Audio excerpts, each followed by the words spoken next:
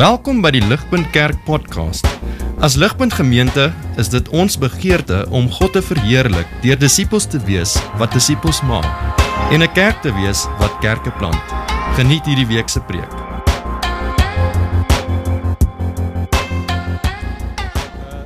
Vriende, ek wonder of julle al ooit nagedink het oor die verskil tussen twee woorde wat ons baie kere gebruik. Dit is die woord essensieel en die woord noodsaaklik. Het jy al ooit gestop en gedink, wat is die verskil tussen essensieel en noodsaaklik? Essensieel hou verband met die essensie van iets, dit wat die wese is van iets. So sonder essensiële dinge kan die groter realiteit wat dit van deel is, kan nie voortbestaan sonder dit wat essensieel is nie. So essensiële dinge is letterlik lewensbelangrik. Noodsaaklike dinge is ook baie belangrik, dit spreek 'n nood aan, maar dit is nie lewensbelangrik nie. Sonder die noodsaaklike dinge kan die groter realiteit wat daai ding van deel is, kan die groter ding nog aangaan, sonder die noodsaaklike ding, maar nie sonder die essensiële ding nie. En ek begin hier vanoggend, vriende, want soos wat ons vandag wil nadink oor die plek en die rol van gebed in die lewe van 'n geloofsgemeenskap, is hierdie die vraag wat ek vir elkeen van ons net gou vir 'n oomblik vir onsself moet afvra. Die vraag is, vriendin, dink jy dat gebed is essensieel of noodsaaklik tot 'n geloofsgemeenskap? Jy sien, ek vermoed dat meeste van ons, as ons moet eerlik wees, dink ons dat gebed is 'n noodsaaklike ding. Ons almal sal sê gebed is baie belangrik. Dit spreek sekere baie belangrike behoeftes in ons lewens aan. Maar as ons moet eerlik wees met mekaar, sal ons nie sê dat gebed is essensieel tot ons lewens as gelowiges in 'n geloofsgemeenskap nie.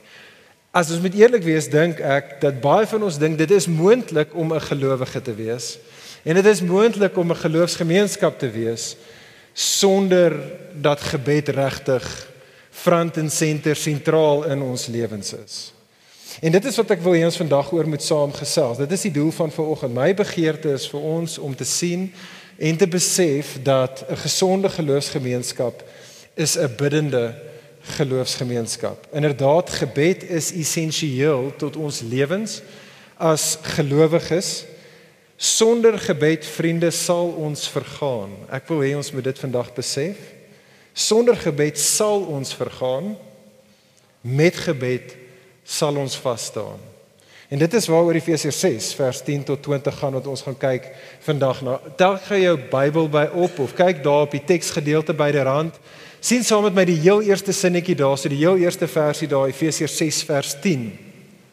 Efesiërs 6 vers 10 begin met die volgende woorde van Paulus. Hy sê daar vir ons, ten slotte, vind jou, en dit moet nie eintlik sê jou nie, maar julle, ten slotte vind julle sterkte in die Here en in sy geweldige krag. Right, nou daai versie is super belangrik in ons gedeelte vandag. Efesiërs 6 vers 10 is die opskrif vir alles wat hierna volg. Elke liewe versie wat volg, vloei uit daai gedeelte, uit daai sinnetjie uit in Efesiërs 6 vers 10, insluitende dit wat Paulus gaan sê in vers 18 en vers 19, waar Paulus gaan indelf en praat oor gebed en die belangrikheid en die sentraliteit, die prioriteit van gebed in vers 18 tot 19, dit alles vloei uit Efesiërs 6 vers 10 uit. En so wat ek wil hê ons moet doen vandag, is ek wil hê ons moet twee vrae beantwoord, sodat ons 'n klein bietjie beter sal verstaan wat Paulus bedoel, as hy in Efesiërs 6 vers 10 sê, ten slotte vind jou sterkte in die Here en in sy geweldige krag. So hier is die twee vrae wat ons oor gaan nadink vandag. Eerstens, hoekom is dit nodig vir ons om ons sterkte in die Here en in sy geweldige krag te vind? Hoekom is dit nodig? En dan tweedens, hoe presies word ons in die Here en in sy geweldige krag versterk? So die hoekom en die hoe. So eerstens dan hoekom. Hoekom is dit nodig vir ons om ons sterkte in die Here en in sy geweldige krag te vind? Die eerste woord daar in vers 10 is belangrik. Kyk saam met my daarso na die woordjie ten slotte. Wat ten slotte vir jou en vir my sê, is dat dit wat Paulus nou sê, en wat hy nou gaan sê, volg op dit wat hy nou reeds gesê het, en hy verwys na daai ten slotte, soos dit in die Engels daar is, finally, verwys na alles wat hy tot en met hierdie punt in die boek van Efesiërs gesê het. So vinnige recap, goue whistle-stop toer, hardloop ons gou deur die boek van Efesiërs saam. Vriende, die boek Efesiërs gaan oor, hierdie is die hoofidee van die boek van Efesiërs is, dis 'n boek wat handel oor die kerk. Die kerk is hierdie goddelike instelling. En dit breek in hierdie twee gedeeltes op, en in hoofstuk 1 tot 3 van die boek Efesiërs kry ons Paulus se leringe, waar hy nou gaan praat oor die glorieryke roeping van die kerk. En so Paulus sê in Efesiërs hoofstuk 1 tot 3 sê hy dat voor die skepping van die wêreld het God besluit dat hy gaan in liefde 'n mense vir homself, sy eie mense maak. En so voor die skepping van die wêreld het God 'n mense gekies en hy het hulle geroep om in verhouding met hom te wees, Efesiërs 1. Daai mense het God, Efesiërs 2, hulle wat geestelik dood was, het hy deur sy gees lewend kom maak, en hy het hulle met sy seun Jesus kom versoen, en so hulle met hom verenig en hulle met mekaar verenig, Efesiërs 2. Hoekom het hy dit gedoen? Efesiërs hoofstuk 3, sodat hulle, Efesiërs 3 vers 10, die kerk, hierdie mense nou versoen in Jesus, verenig met mekaar, nou 'n advertensiebord sal wees, 'n vertoonvenster sal wees van die wysheid van God, nie net vir 'n wêreld wat kyk na hulle nie, maar vir die hemelskare daar buite. Dit is hoekom God die kerk geroep het. Dit is hulle glorieryke roeping, maar dan Efesiërs 4 tot Efesiërs 6 kom Paulus dan by sy toepassing van daai waarheid. Efesiërs 4 vers 1, as jy jou Bybel byderhand het, sal jy dit daar sien, lees as volg. Paulus sê, daarom wandel nou waardig hierdie roeping waarmee julle geroep is. As hierdie is hoekom God julle gered het en julle geroep het, wandel nou, lewe nou op 'n manier wat waardig is van dit. Efesiërs 4, moenie wandel, sê Paulus, soos die goddeloses daar buite nie, sê hy vir die kerk. Moenie wandel soos hulle wat in selfsug en in liefde vir self heeltyd beklei en mekaar beskinder en besteel nie. Nee, eerder hoofstuk 5, wandel nou soos kinders van God. Wandel soos Jesus, sê Paulus. Wandel, Efesiërs 5, met selfopofferende liefde, soos wat julle as die kerk saamkom. Wanneer julle saam is, wandel in liefde met mekaar, maar ook wanneer julle as die kerk versprei is, wandel in liefde mekaar. Mans en vrouens, Efesiërs 5, wandel in liefde met mekaar. Ouers en kinders, wandel in liefde met mekaar. Werkgewers en werknemers, Efesiërs 6, wandel in liefde met mekaar. En dan kom vers 10. Kyk weer na vers 10. Ten slotte, nadat hy dit alles gesê het tot en met nou, ten slotte, vind jou sterkte in die Here en in sy geweldige krag. Dis belangrik dat ons amper net die draad van Paulus se punt moet verstaan, want dit help ons om te verstaan dat hierdie opdrag is nie maar net nog 'n opdrag, nê, in 'n lang lys van opdragte wat hy voor dit gegee het, nê. Hierdie is meer van 'n tipe van 'n fondasieopdrag. Hierdie opdrag is soos 'n dinamo. So dink aan jy's besig om jou tiener kinders of jou tiener seun of dogter te leer om kar te bestuur. Okay, so jy sit langs hulle in die kar en daar's baie opdragte wat jy vir jou kind gaan gee wat nou gaan leer om die kar te bestuur. Jy gaan vir hom sê, sit jou veiligheidsgordel aan, hou die handrem, hier's die clutch. Kyk, hier is hoe die ratte werk, flikkerlig, stuurwiel.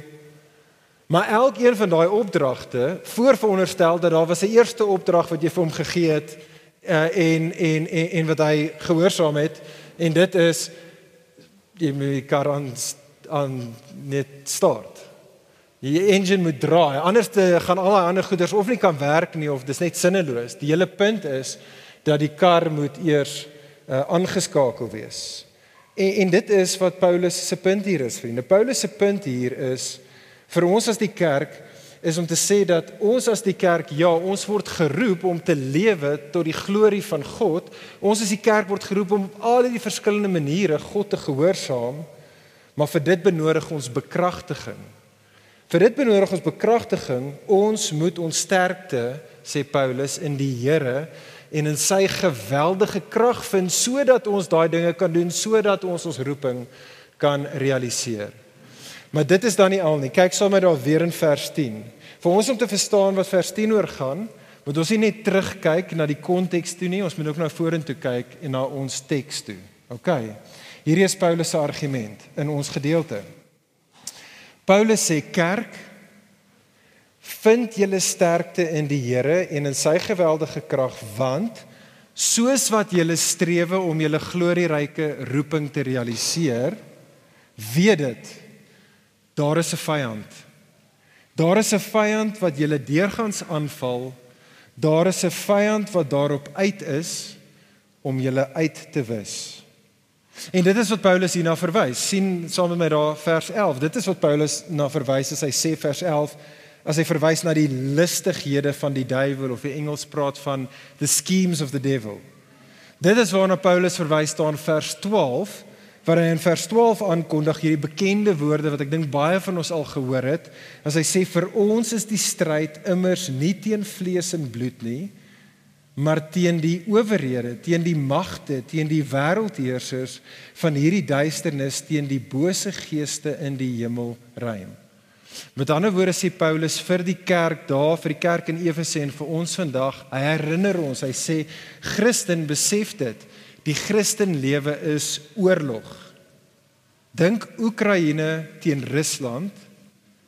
Paulus sê, Christen, dit is jou realiteit. Soos wat ons as gelowiges onsself daadwerklik gee, soos wat ons as die kerk saam staan, saam span, om in hierdie wêreld God te verheerlik, soos wat ons hom in ons lewens vergestalt, weet dit, soos wat ons dit doen, aan die hemelruim, aan die hemelskare, sê Paulus, is daar ten minste 'n gedeelte van die hemelskare, sien jy daar, hy verwys na die bose geeste in die hemelruim, wat God haat, en wat dus die kerk haat, en nie wil hê dat die kerk moet vir God vergestalt en so vir God verheerlik nie. So daar's 'n oorlog aan die gang, sê Paulus.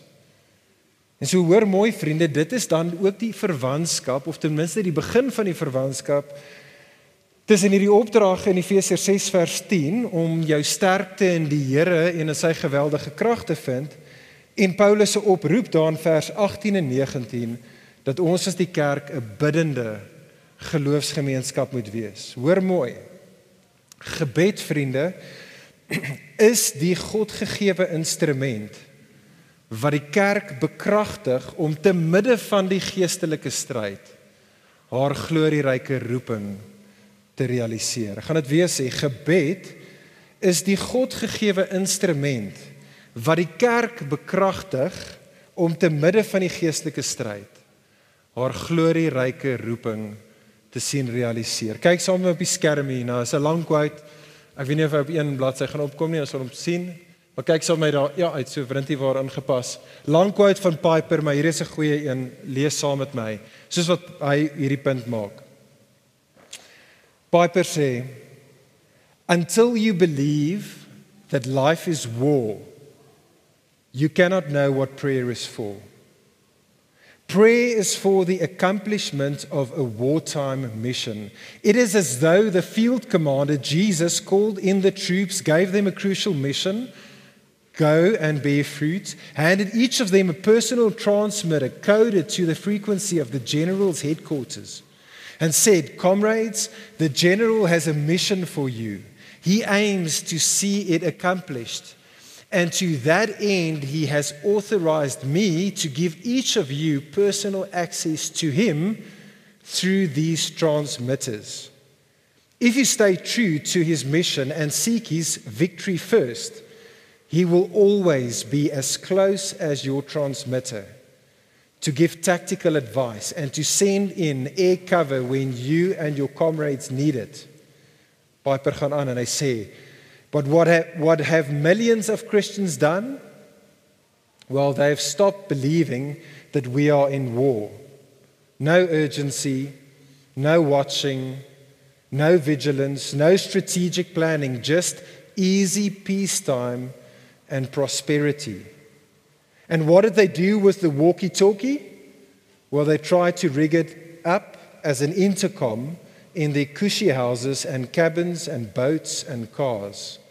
Not to call in firepower for conflict with a mortal enemy, but to ask the maid to bring another pillow to the den. So waar is dit nie. Vriende, daar's baie redes, hoor mooi. Daar's baie redes hoekom ons as hedendaagse Christene sukkel om gebed in ons lewens individueel en gesamentlik as die kerk te prioritiseer. Daar's baie redes hoekom dit moeilik is vir ons. Maar ek is oortuig dat hierdie spesifieke punt wat Paulus in Efesiërs 6 maak en wat Piper daarbo in sy quote maak, dink ek is een van die hoofredes hoekom ons 'n generasie is van gebedlose Christene. Kan ek ons afvra? Kan ek jou afvra? Vra hierdie vir jouself af soos ons vanoggend hier sit. Vriende, is die rede vir ons gebedlose Christendom moontlik? Is dit moontlik omdat ons glorieryke roeping vergeet het? Is dit moontlik omdat ons vergeet het dat ons was totaal en al verlore gewees? En God in sy groot liefde, in sy groot genade was die een wat ons gekies het en ons geroep het en ons lewe gegee het in sy gees en ons in sy seun versoen het en met hom verenig het. Vriende, is dit moontlik dat ons uit Efesiërs 2 vers 8 vergeet wat sê it is by grace that you have been saved? Vriende, is dit moontlik die rede hoekom ons nie op die beste van tye van nature af op ons knieë val en in lofprysingsgebede en in danksegingsgebede die heeltyd vir die Here dankie sê vir sy verstommende genade in ons lewens nie? Vriende, is dit moontlik die rede hoekom ons gebedlose Christene is? Omdat ons vergeet het dat hy ons juis Efesiërs 2 vers 8 gered het vir sy mission, vir sy verheerliking van sy naam. Is dit moontlik dat ons Efesiërs 2 vers 10 vergeet het, net daarna, wat sê dat ons juis geskep is in Christus Jesus om goeie werke te doen? Vriende, is dit moontlik vir die rede dat ons op die beste van tye nie bid soos wat ons eintlik weet ons behoort te bid nie? As ons moet eerlik wees, is want ons is ambisieloos as Christene. Ons lewe vir baie kleiner koninkrykies en baie kleiner doelwitte en drome wat ek en jy najag, dinge wat ons in ons eie krag kan bereik. En so staan nie met hierdie groot opdrag van die koning van die hemel en aarde wat voor ons staan, iets wat ek en jy besef, hoorie, maar ek kan nie dit doen nie. Ek kan nie hierdie lewe wat hy wil hê nie. Ek kan nie hierdie dinge doen wat hy van my verwag nie. En omdat ons nie vir daai groter, bonatuurlike mission lewe nie op die beste van tye, beteken dit dat ons nie in gebed, dan in skuldbelydenis en in smeekgebede op ons knieë val en vir hom sê, Here help, versterk my in die geweldige krag nie. Vriende, is dit moontlik dat 'n verdere rede hoekom ons gebedlose Christen is, omdat ons vergeet dat ons in 'n geestelike stryd betrokke is. Is dit moontlik dat ons het vergeet dat ons 'n vyand het en hy is 'n brullende leeu. Hy is baie sterker as ek en jy, en dat ek en jy is in doodsgevaar. Het ons dit vergeet? Het ons vergeet dat net soos wat Petrus in Lukas 22 vers 31, soos wat die Satan hom probeer sif het, so probeer die Satan jou en my elke sekonde van elke dag sif. Is dit moontlik dat ek en jy het vergeet dat dit moontlik is dat ek en jy dalk net soos Judas, net soos Ananias en Safira, een van daardie persone kan wees wat in die naam van God en Christendom die stryd begin het, maar op 'n stadium deur die Satan se aanslag gaan sneuwel. Vriende, glo ek en jy regtig Jesus se waarskuwing? In Matteus 26 vers 41, wanneer Jesus vir ons waarsku en 'n opdrag gee en sê, watch and pray. Watch and pray that you may not enter into temptation, for the spirit is indeed willing, but the flesh is weak. Vriende, glo ons dit? Want as ons dit sou glo, is nie die som totaal van hoekom gebed moeilik is nie, maar as ons dit sou glo, sal ons biddende gelowiges en 'n biddende geloofsgemeenskap wees. Hier is die tweede vraag wat die teks vir ons beantwoord. Kyk saam met my weer, hou jou blaadjies byderhand. Ons het gekyk na die hoekom. Hoekom is dit belangrik dat ons sterkte in die Here moet vind en in sy geweldige krag moet vind? Ons het dit nou gesien. Hier is die tweede vraag wat die teks beantwoord. Hoe presies word ons in die Here en in sy geweldige krag versterk? Meer spesifiek, hoe word ons by wyse van gebed? Hoe is dit dat gebed ons kan versterk in die Here en in sy geweldige krag? So kyk weer saam met my daarso, Efesiërs 6 vers 10, net na dit, wat is die volgende opdrag? Wel, vers 11. Paulus sê in vers 11 vir jou en vir my, trek die volle wapenrusting van God aan, sodat jy staande kan bly teen die listighede van die duiwel. Hy sê presies dieselfde ding weer in vers 13, nadat hy in vers 12 daai bekende vers gegee het. Dan sê hy in vers 13 weer, om hierdie rede moet julle die volle wapenrusting van God opneem, sodat julle op die dag van onheil weerstand kan bied, en nadat julle alles uitgevoer het, staande kan bly.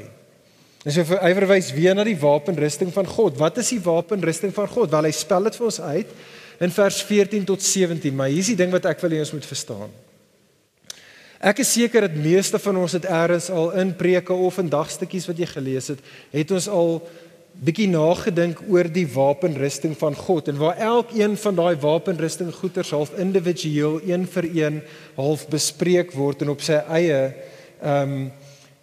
eie bespreek word. En dit is goed, en dit is reg om dit so klein bietjie te dissect op daai manier. Daar's 'n plek daarvoor, maar die gevaar is wanneer ek en jy dit begin doen met die teks, dat ons Paulus se groot prentjiepunt mis. Die groot punt wat hy maak van die wapenrusting as 'n geheel. En dit is wat ek wil hê ons nie vanoggend moet mis nie. So hoor mooi, dit is treffend, vriende. Dit is treffend dat elke aspek van die wapenrusting wat Paulus hierna verwys, in Efesiërs 6, kom net so uit die boek Jesaja uit. Okay, dis baie belangrik vir ons om te verstaan. Dis beeldspraak uit die boek van Jesaja uit, en in die boek Jesaja word ons deur die profeet Jesaja bekendgestel aan hierdie goddelike figuur. Jy kan hom noem die magtige krygsman van die Here, God se soldaat. En in die boek van Jesaja is dit hy, die magtige krygsman, wat die een is wat God se mense sal verlos. Dit is hy wat die een is wat God se vyande sal verslaan. En ons ontmoet hom eerstens in Jesaja hoofstuk 11. En in Jesaja hoofstuk 11 word hy, die magtige krygsman, beskryf as een wat soos 'n takkie uit die stomp van Isaai uit sal kom, wat uit die nageslag van Dawid uit sal kom. En Jesaja 11 beskryf hom en sê dat die gees van die Here, en dit sê die gees van sterkte, dat die gees van sterkte sal op hom rus. Jesaja 11 vers 4, hy sal die aarde slaan met die roede van sy mond, en met asem van sy lippe sal hy die goddelose doodmaak. Baie soos Efesiërs 6 se swaard mondtaal wat ons hier het in Efesiërs 6. Jesaja 11 vers 5 sê dat waarheid en getrouheid sal die gordel, die beld om die krygsman se heupe wees. In Jesaja 52 waar God se mense daar aangeroep word, is treffend in Jesaja 52 dat God se mense moet hulle self met sterkte beklee, soos in Efesiërs 6, word al gepraat van hierdie goddelike figuur, en hy word verwys as die een wie se voete lieflik is, want hy sal die goeie nuus bring, nuus wat vrede sal verkondig, presies soos in Efesiërs 6. In Jesaja 59 ontmoet ons hom weer, en hierdie magtige krygsman word geskets daar vir ons as die een wat se borsplaat sal geregtigheid wees. Hy kom en geregtigheid is die borsplaat wat om hom is. En sê die gedeelte daar in Jesaja 59, hy sal die helm van verlossing op sy hoof dra, net soos ons hier het in Efesiërs hoofstuk 6. Die punt is, vriende, die magtige krygsman van Jesaja is natuurlik niemand anderste as Jesus nie. En dis treffend, dat wanneer Paulus in Romeine 13, vers 13 tot 14, presies hierdie selfde wapenrusting taal gebruik. Hy sê in Romeine 13 vers 13 is dat praat hy van die wapenrusting van lig. Dan daarso in die volgende asemhaal sê Paulus, beklee julleself met Christus.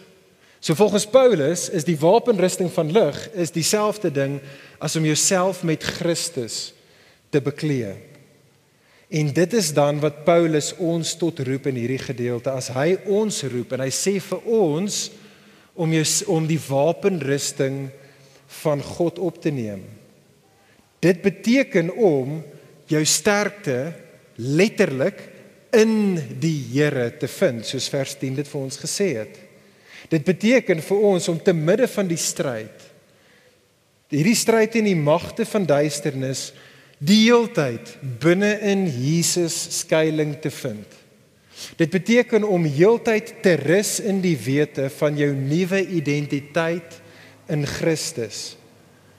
Dit beteken om te beklei in die wete dat die Jesus in wie jy skuiling vind, hy wat jou prentjietaal, jou wapenrusting is, om heeltyd te onthou, dat in sy eerste koms het hy reeds teen die vyand geseëvier. Heiliglik sit hy op die troon as die magtige koning-generaal, wat op hierdie stadium reeds in beheer is. En hy kom eendag terug, om finaal die vyand eens en vir altyd te verslaan. En vriende, dit is dan weer eens waar gebed in die gesprek inkom. Hier is die Afrikaanse vertaling nie so behulpsaam. Ek kyk saam in die teks daarso.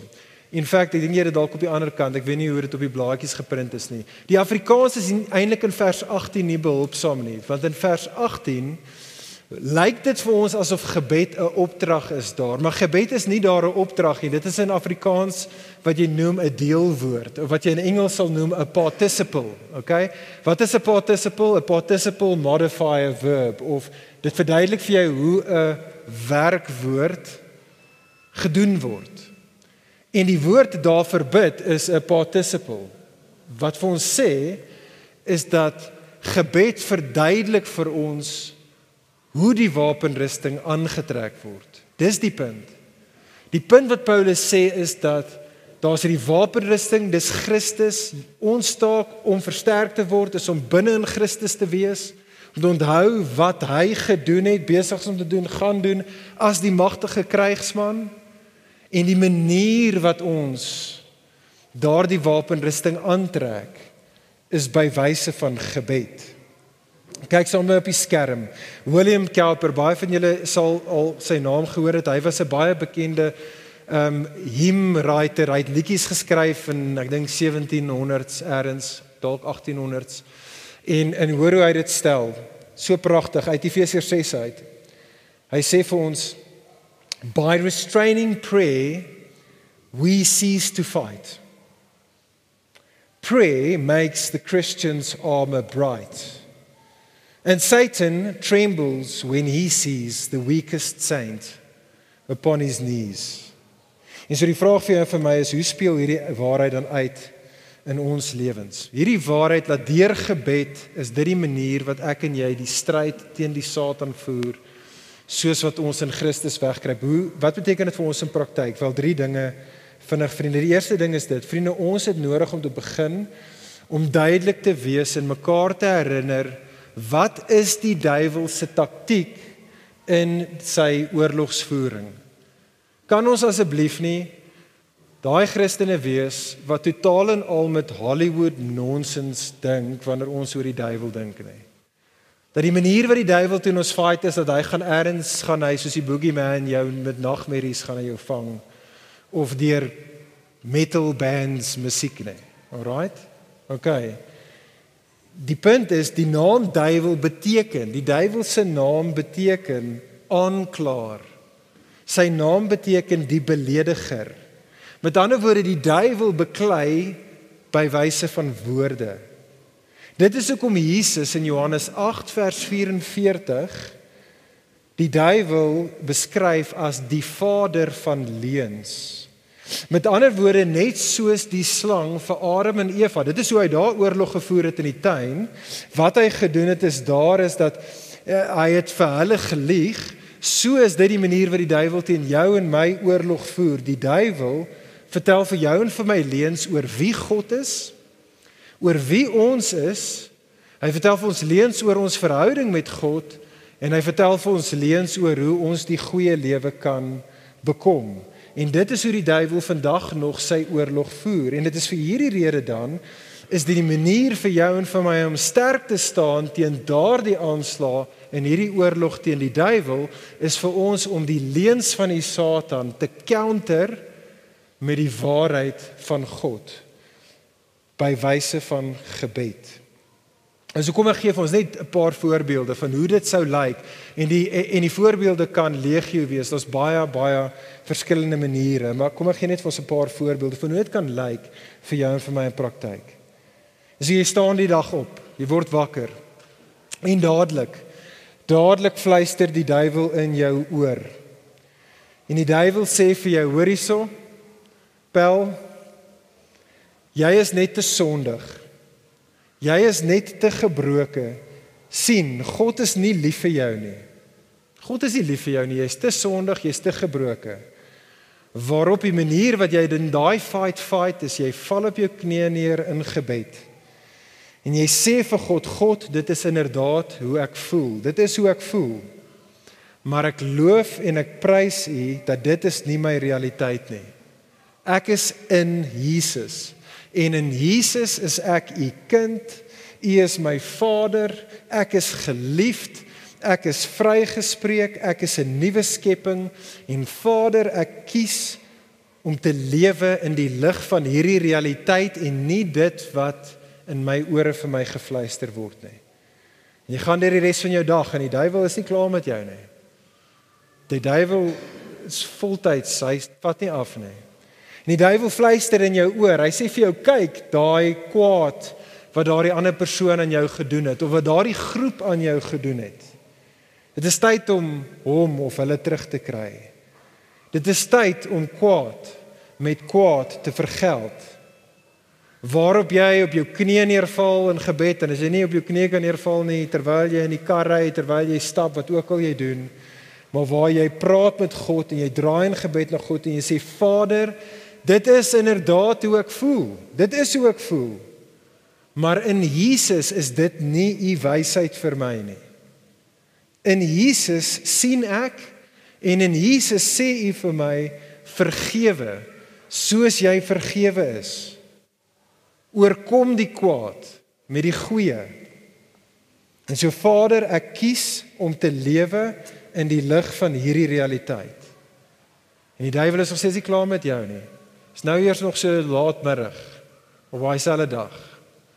En hy gaan môre weer begin. En die duiwel fluister in jou oor, en hy sê vir jou, soek allereers jou eie koninkryk. Meer geld, meer status, meer sekuriteit, meer plesier. Waarop jy in gebed na God toe draai en sê, Vader, dit is inderdaad hoe ek voel, maar lei my tog nie in die versoeking nie, verlos my van die bose. Ek is in Jesus, en Jesus is koning, en so ek lewe vir sy koninkryk. Vader, ek kies om te lewe in die lig van hierdie realiteit. Vriende, kyk saam met my nog na woorde van ook 200 jaar gelede, ou met die naam van Samuel Chadwick. Hy stel dit so goed. Samuel Chadwick sê, the one concern of the devil is to keep the saints from praying. He fears nothing from prayerless studies, prayerless work, prayerless religion. He laughs at our toil, he mocks at our wisdom, but he trembles when we pray. En so ligpunt kan ek ons juis in hierdie dan aanspoor. Kom ons wees 'n biddende geloofsgemeenskap. Kom ons wees gelowiges wat gebed as essensieel ag. Tel weer, laaste keer daar as jy 'n blaadjie op in vers 18, weer kyk na die Engels, want die Engels is weer eens hier eintlik 'n bietjie meer behulpsaam. 4 keer, en dit is daar in die oorspronklike teks, soos die Engelse raai het, 4 keer in vers 18, soos wat Paulus oor gebed praat, het ons die herhaling van die woordjie all, alle. Het jy dit daar gesien? Ligpunt, kan ek ons roep tot dit. Vers 18, Ligpunt, kan ek ons roep om te bid at all times. Kom ons bid wanneer ons as die kerk vergader. Kom ons bid voor ons hier instap in hierdie saal. Elke Sondagoggend is daar 'n klein groep van mans en vrouens wat daar bo in daai badkamer bid vir ons samekomste, want hulle glo dat ons is in 'n oorlog en dit wat hier gebeur is oorlog en so hulle kom bid. Kan ek jou uitnooi? Kom bid. Die manskappe het jou nodig. Kom bid voor die diens. En as ons dan inkom hierso so saam en ons is hierso saam as God se mense in ons aanbiddingsdiens. En iemand stap voor soos vanoggend hier om vir ons te kom bid. Kan ek by jou pleit om nie te dink aan die golfgame wat jy vanmiddag gaan speel of die skaapbout in die oond nie. Dis nie aftyd voor die preek begin nie. Bid saam met daai persoon in jou gees, bid saam met hulle. Sê Here, tree in. Ons is in 'n oorlog. Here, ons is hier. Ons is hier om met U te praat. En dan na die tyd, Johan gaan dit vandag doen.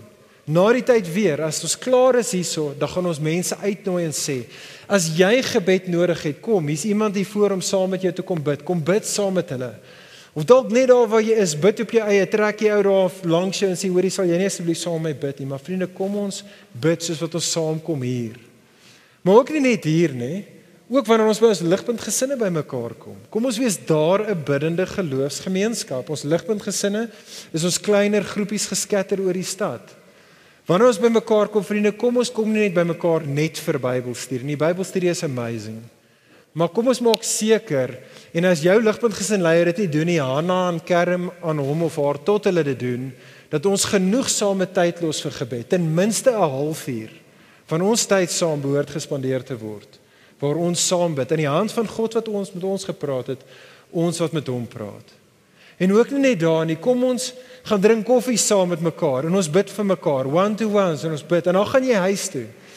En ons maak seker dat ons is 'n mense wat tyd spandeer in gebed, in die oggend as ons dag begin, in die aand as ons gaan slaap, bid ons. En as jy getroud is, maak jy seker, jy fight, nie met jou man of jou vrou nie, maar vir jou huwelik, soos jy en jou man en jou vrou saam bid. En ons bid met ons kinders saam, en ons bid as ons in die kar ry, ons bid as ons in die stort is, ons bid wanneer ons speel, en wanneer ons werk, en wanneer ons wandel. We pray at all times, sê Paulus. Tweedens, Ligpunt kan ek ons aanspoor, kom ons bid all prayer, alle tipes van gebed, nie net shoppinglyste gebede nie, maar kom ons bid, ons gebruik baie die akroniem hier by Ligpunt, ACTS, ACTS, Adoration, Confession, Thanksgiving, Supplication. Kom ons maak seker ons bid lofprysingsgebede aan die Here, dankseggingsgebede aan die Here, skuldbelydenisgebede aan die Here, en ja, ook smeekgebede vir ons behoeftes. Derdens, Ligpunt, kom ons bid, sê Paulus vers 18, with all perseverance. Vriende, kom ons bid nie net wanneer ons so voel nie. Dan gaan ons baie min kere bid. Kom ons bid nie net wanneer ons so voel nie, maar wanneer ons juis nie so voel nie. Wanneer ons dit nodig het. Kom ons bid nie net wanneer dit goed gaan nie, maar ook wanneer dit sleg gaan. Kom ons bid nie net wanneer dit sleg gaan nie, maar ook wanneer dit goed gaan. Kom ons bid wanneer ons die Here se hand in ons lewens sien, en kom ons bid wanneer ons nie die Here se hand in ons lewens sien nie. En dan laastens, Ligpunt, kom ons bid, sien julle daar einde vers 18, for all the saints. Kom ons bid nie net vir onsself nie, kom ons wees 'n geloofsgemeenskap wat vir mekaar bid, en wat vir ander bid, veral, soos ons vanoggend vir hulle gebid het, vir die vervolgde kerk. En so ek sluit af. Ek sluit hiermee af. Vriende, die punt van Efesiërs 6 is dit. As ek dit in negatiewe terme kan stel, is die punt van Efesiërs 6 dit: 'n gebedlose kerk is 'n weerlose kerk, wat nie teen die aanslag van die bose sterk sal kan staan nie, en wat éventueel tot gronde sal gaan en sal sneuwel. Maar positieflik gestel, 'n biddende kerk is 'n bekragtigde kerk, wat te midde van die aanslag van die bose sterk sal staan en hulle roeping sal realiseer. Ligpunt, mag dit ons wees, mag ons sulke mense wees, soos wat Paulus na verwys het in 2 Korintiërs 10 vers 4, Mag ons gelowiges wees wat saam met Paulus kan sê, 2 Korintiërs 10 vers 4, For the weapons of our warfare are not of flesh, but of divine power to destroy strongholds. Kom ons bid saam.